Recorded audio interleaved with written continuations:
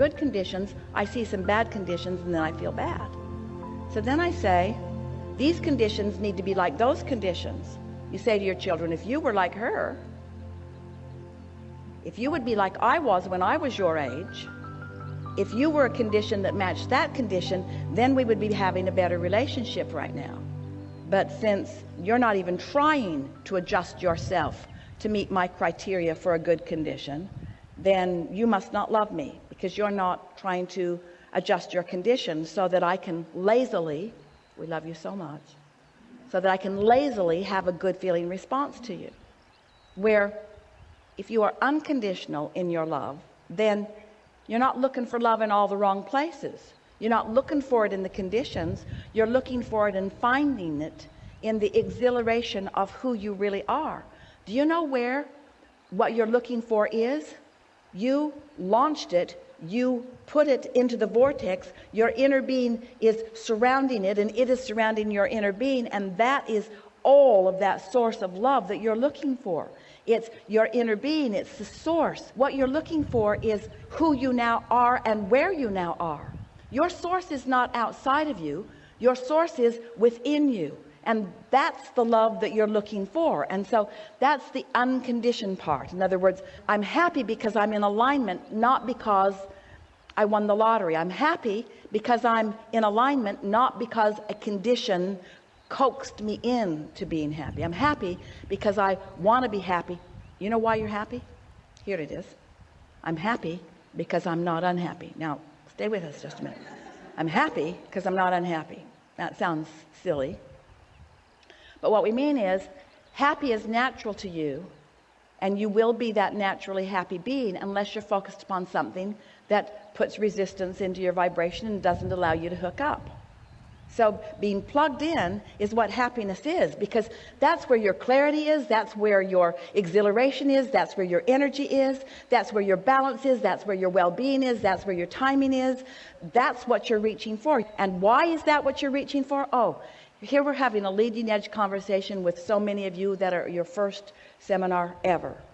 We haven't said this to you before in this way, so enjoy this leading edge conversation. Do you know what real happiness is? It's catching up with where you went before you knew it.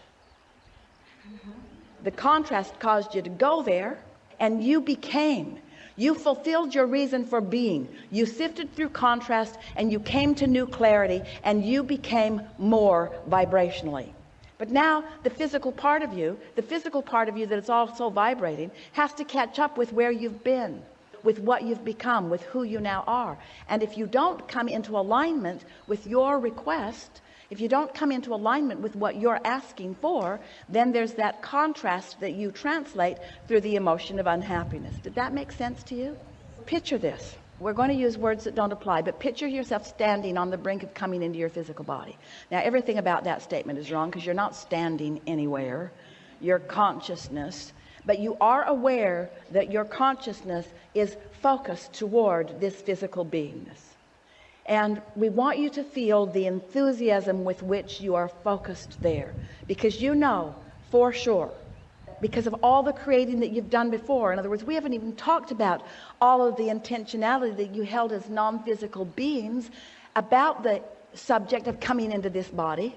We haven't even talked about that at all, and yet so much intention from your non-physical soul, source, consciousness about being in this body. And you are about to become, hear this, you are about to become the manifestation of your source's desire. Splat, you are born. Standing on the brink of that manifestation. Can you feel how big that is and how important that is?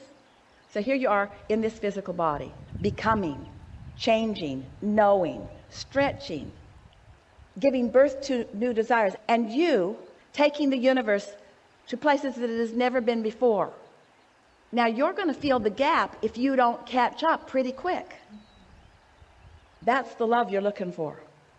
It's not somebody else adoring you. It's not somebody else holding you as their object of attention while they're in alignment. What you're looking for when you're looking for love, You're looking for your complete and full reconnection with the whole of who you are. And nothing less than that will ever do for you. And you're not going to find it in the arms of a lover, although that's nice. You're not going to find it in some magnificent structure, although that's nice too. What you want to do is reconnect with the whole of who you are, and then take a tour. Reconnect with who you are, and then.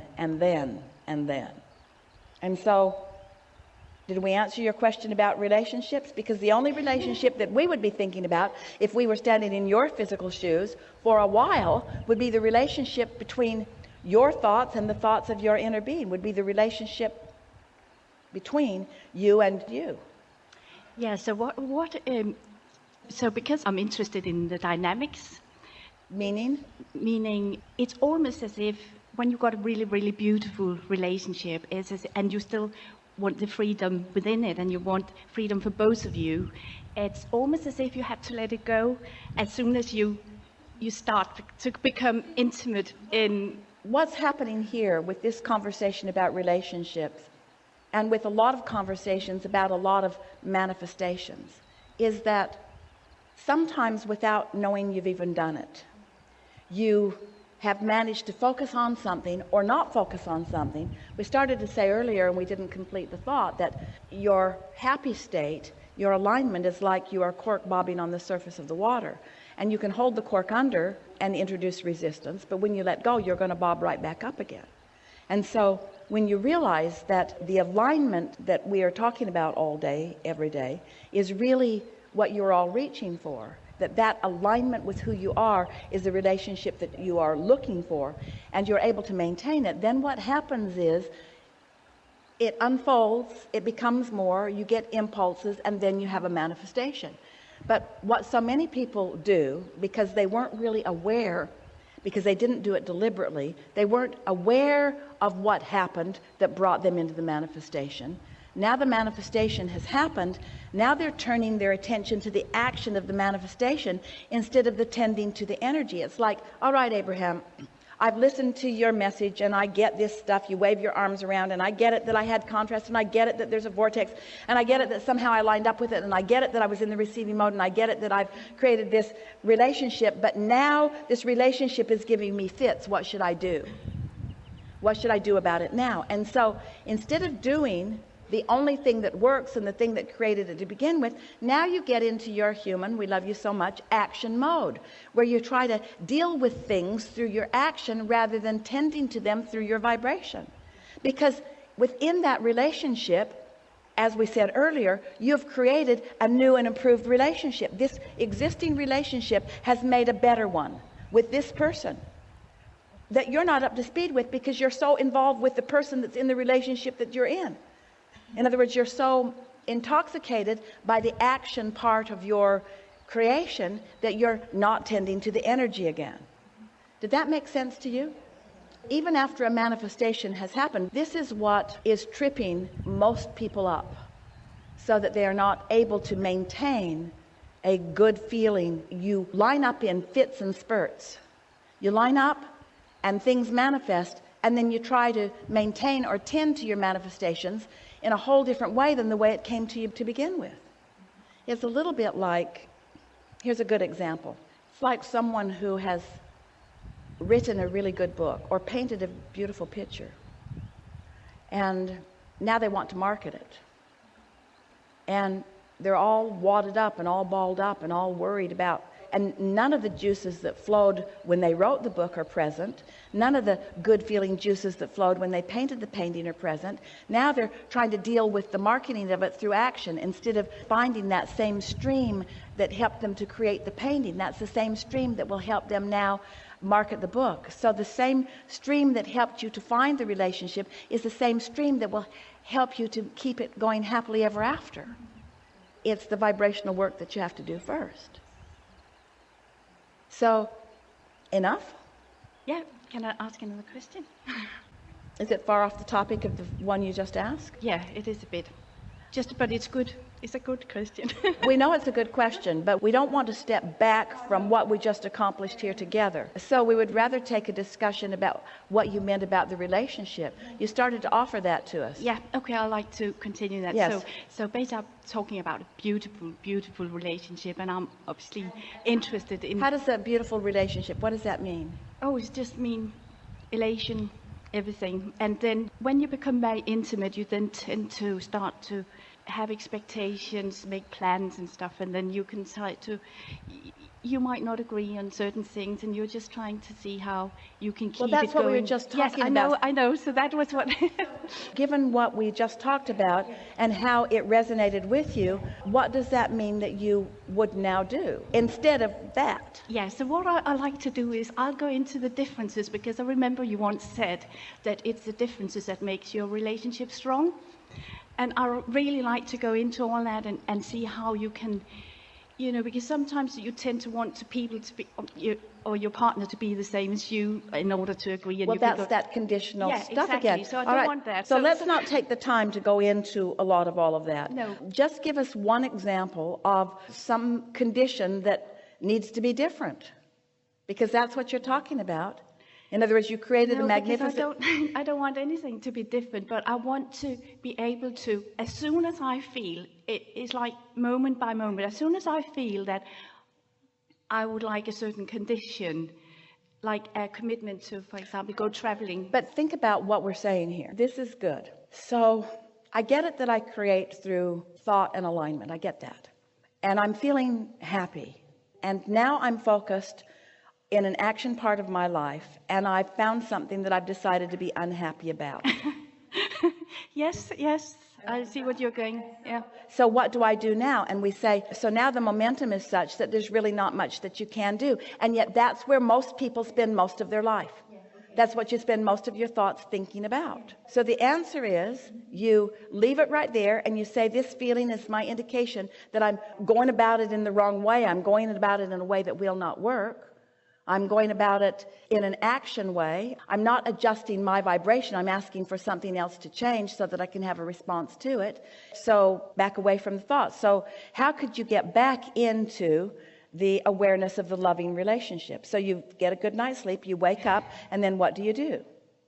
You focus upon something about the relationship that feels really good.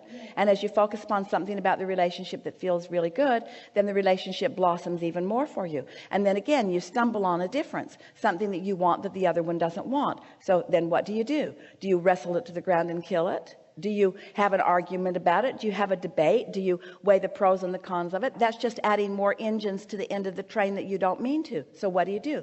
You cease the subject. You let it lie dormant for a little bit by meditating or taking a nap. You go to sleep, you wake up, and now you're focusing upon the beautiful aspects of this relationship again. And as you continue to do that, if you will continue to realign with who you see, this is the thing that you're not remembering. And it's the thing that we talk so much about. Everything that you want, everything that you have not found in the relationship that you think you want, when you didn't find it, you put it into your vortex. You didn't find it, so you put it into your vortex. Now it's in the vortex is doing the work.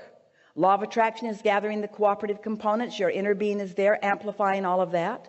So you did the work with your struggle, you put it into the vortex, and now you wake up and you feel good, and more of it comes, but not enough of it came. So more contrast, you put more of it in the vortex. And so you wake up and more of it came, but you didn't let it in. And so what keeps happening is the vortex keeps being full of more of the relationship that you want. But when you keep struggling for it, trying to get it to come out where you can see it through your demands or through your statements or through your compromises or through your long talks with one another as you try to wear the other one down to get the other one to give you what you want, what happens is your vortex is still full, your inner being is still there, you're just not letting it in. And so at some point, we so want you to realize you've already got it done. You don't have to argue your point anymore. You don't have to convince anybody that they need to be different. Your vortex is the full realized version of what you want. You just want to chill so that you can get enough into the receptive mode that you can be at the right place at the right time and have the right timing and say the right thing in order to be the realizer of what you want.